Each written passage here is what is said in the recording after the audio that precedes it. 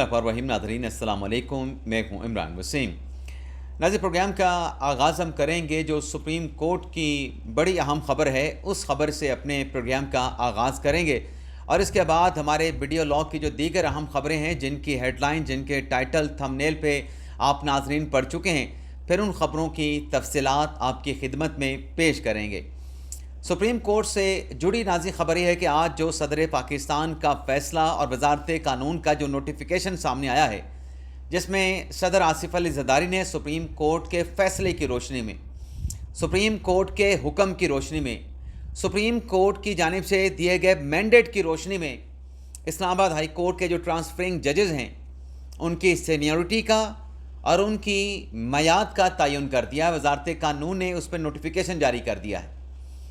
सदर पाकिस्तान आसिफ अली ज़रदारी ने यह डिक्लेयर किया है कि तीनों जो जजेस इस्लामाबाद हाई कोर्ट में आए हैं, ये अपनी सीनियरिटी अपनी मुतलका हाई कोर्ट से साथ इस्लामाबाद हाई कोर्ट में कैरी करेंगे। इनकी सीनियरिटी जो है वो काउंट की जाएगी, रेकन की जाएगी और इनका जो ट्रांसफ़र है इस्लामाबाद हाई कोर्ट में वो परमानेंट है। और जिन हाई कोर्ट से ये आए हैं, सिंध हाई कोर्ट से, लाहौर हाई कोर्ट से, बलूचिस्तान हाई कोर्ट से, वहाँ पर इनकी जजेस की जो वेकेंट की गई सीटें हैं,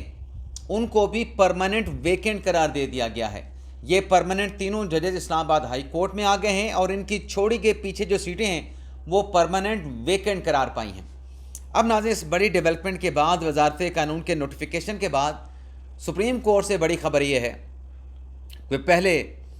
जो एक ख़बर हमने आपके साथ शेयर की थी कि जुडिशल कमीशन का इजलास 1 जुलाई को होने जा रहा है।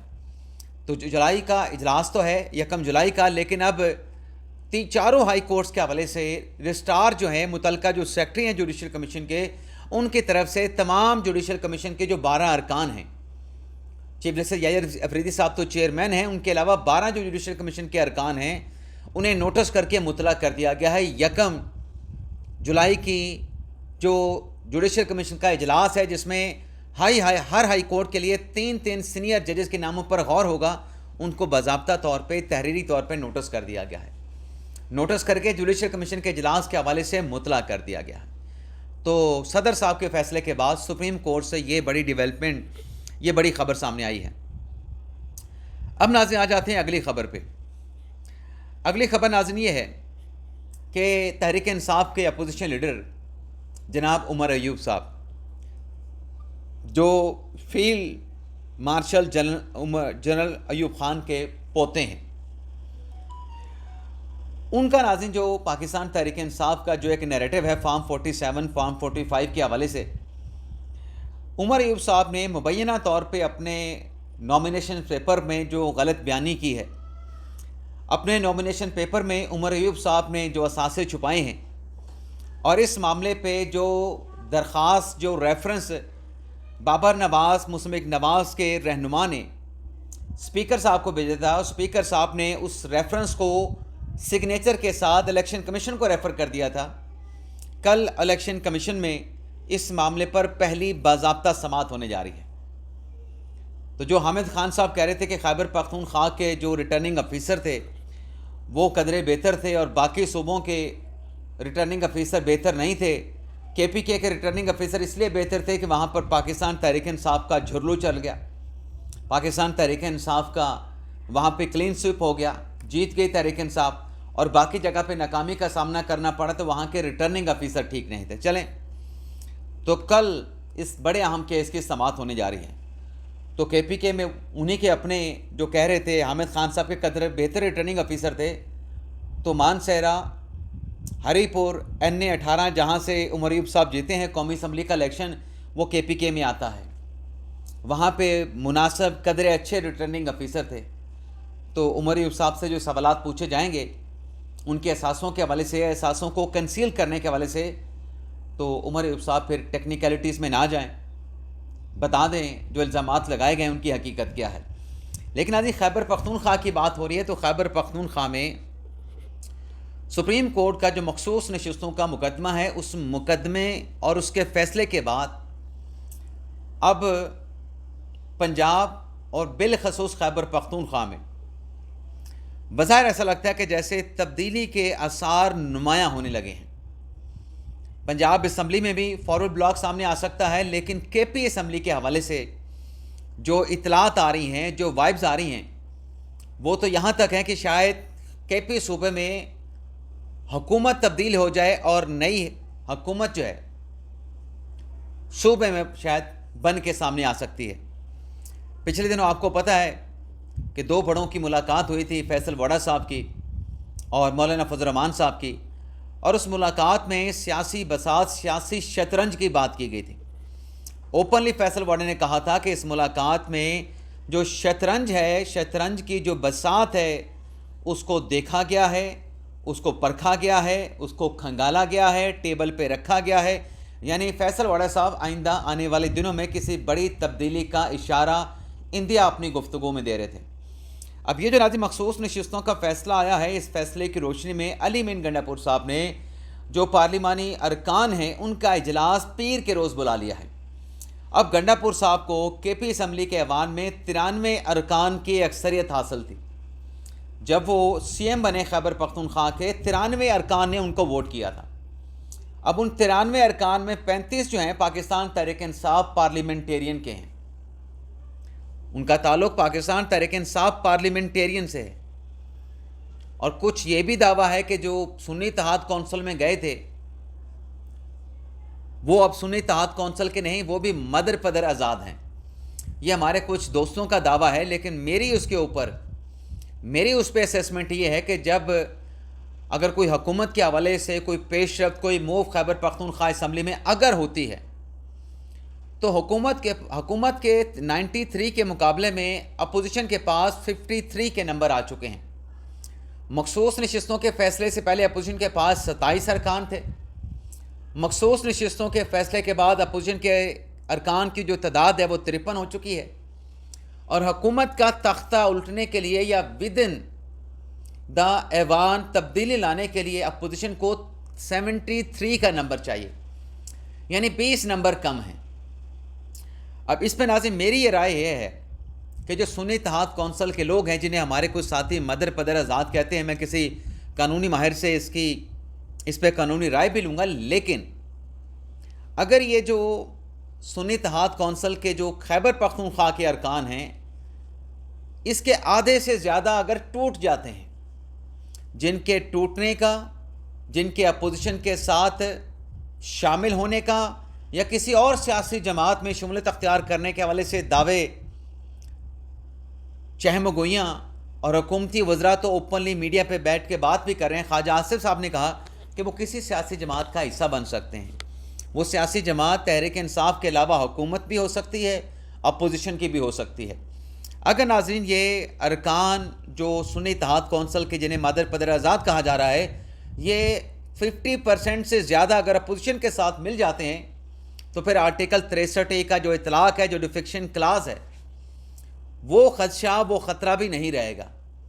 क्योंकि जो पार्लिमानी पार्टी होती है उसने अक्सरियत के साथ फ़ैसला करना होता है, लेकिन अगर अक्सरियत ही दूसरी साइड पे चली जाए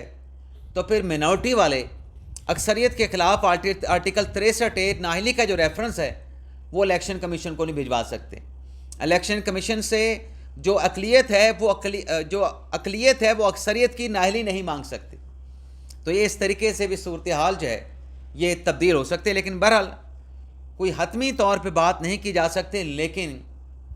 जो चीज़ें शहर इक़्तिदार में नोट की जा रही हैं, जो प्राइवेट मीटिंग में डिस्कस हो रही हैं, वो तब्दीली की ख़बरें हैं। वो खैबर पख्तूनख्वा में तब्दीली के जो आसार हैं, उन आसार को वो चहमगोइयाँ, वो बंद कमरे में होने वाली जो गुफ्तगू है, उस तब्दीली के आसार को मज़ीद नुमायाँ करती हैं। इसके अलावा नाज़रीन, ये सियासी बातें तो अपनी जगह पे, वज़ीर आज़म शहबाज शरीफ साहब ने दो बड़े अहम काम किए हैं। एक तो वज़ीर आज़म शहबाज शरीफ साहब ने अपोजिशन को, तहरीक इंसाफ को मुज़ाकरात की ऑफ़र कर दी है, और ये मुज़ाकरात की जो ऑफ़र है, तहरीक इंसाफ को समझना पड़ेगा, तहरीक इंसाफ को ये यकीन करना पड़ेगा कि ये ऑफ़र बड़ी सिग्निफिकेंट है। जब इमरान खान एस्टेब्लिशमेंट के साथ बात करने के लिए ज़ोर डाल रहे हैं, बात करने की गर्दान लगा रहे हैं या ज़िद पे अड़े हुए हैं, لیکن اسٹیبلشمنٹ کی طرف سے کوئی دروازہ نہیں کھل رہا، کوئی اشارہ نہیں دیا جا رہا۔ ان حالات میں اگر آ کے شہباز شریف بار بار تحریک انصاف کا دروازہ کھٹکھٹاتے ہیں، بیرسٹر گوہر سے ملتے ہیں، اسد کیسر سے ملتے ہیں، مذاکرات کا کہتے ہیں، تو تحریک انصاف کو سمجھنا چاہیے کہ کون دروازہ کھٹکھٹا رہا ہے اور کیوں دروازہ کھٹکھٹا رہا ہے، یہ دروازہ کس وجہ سے کھٹکایا جا رہا ہے۔ تحریک انصاف کو یہ سمجھ کے وزیر اعظم کا ہاتھ تھام لینا چاہیے اور مذاکرات کی ٹیبل پہ بیٹھ جانا چاہیے۔ یہ ایک بہتر آپشن ہوگا پاکستان تحریک انصاف کے لیے۔ اگر اس آپشن کو تحریک انصاف اویل نہیں کرتی تو مسائل، مشکلات پھر پاکستان تحریک انصاف کے لیے ہیں۔ وزیر اعظم کی جو آفر ہے پاکستان تحریک انصاف کو، وہ بڑی بونا فائیڈے ہے، بڑی نیک نیتی کے ساتھ ان کو آفر کی گئی ہے، لیکن اس آفر کو پرکھنا، اس آفر کو سمجھنا، اب یہ تحریک انصاف کا ویژن ہے، تحریک انصاف کا امتحان ہے، اور اس امتحان میں ایسا نہ ہو کہ تحریک انصاف ویسا ہی فیصلہ کر جائے جیسے 8 فروری 2024 کے الیکشن کے بعد سنی اتحاد کونسل میں جانے کا فیصلہ کیا تھا۔ اب سنی اتحاد کونسل نے تو اپنی مخصوص نشستوں کی فہرست بھی الیکشن کمیشن میں نہیں جمع کروا رکھی تھی۔ اب سپریم کورٹ کے ججز مخصوص نشستوں کا فیصلہ دینے سے پہلے تحریک انصاف سے کہہ رہے ہیں کہ آپ تحقیقات کرا لیں، کس نے کہا تھا کہ آپ سنی اتحاد کونسل میں چلے جائیں؟ سنی اتحاد کونسل میں جانے کا تو تحریک انصاف کو کوئی فائدہ نہیں تھا۔ تو ایک تو یہ ملاقات ہوئی ہے وزیر اعظم کی اپوزیشن کے لوگوں کے ساتھ۔ دوسری ملاقات آج وزیر اعظم شہباز شریف صاحب جو ہیں چودھری نثار علی خان صاحب کے گھر پہنچے ہیں، اور پچھلے 8 سالوں میں وزیر اعظم شہباز شریف کی چودھری نثار علی خان کے ساتھ یہ دوسری ملاقات ہے۔ اب چودھری نثار علی خان صاحب کا جو سٹیٹس ہے، انہیں مسلم نواز کا کہہ بھی سکتے ہیں، تحریک انصاف کا نہیں بھی کہہ سکتے، کیونکہ چودھری نثار علی خان صاحب نے نون لیگ سے فاصلے اختیار کرنے کے بعد، یہ زیادہ مناسب لفظ ہے کہ فاصلہ اختیار کرنے کے بعد کسی سیاسی جماعت میں شمولیت اختیار نہیں کی ہے۔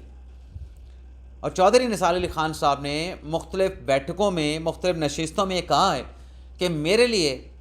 کسی نئی سیاسی جماعت میں جانے کا فیصلہ کرنا اتنا آسان نہیں ہے، میرے لیے بڑا مشکل فیصلہ ہے۔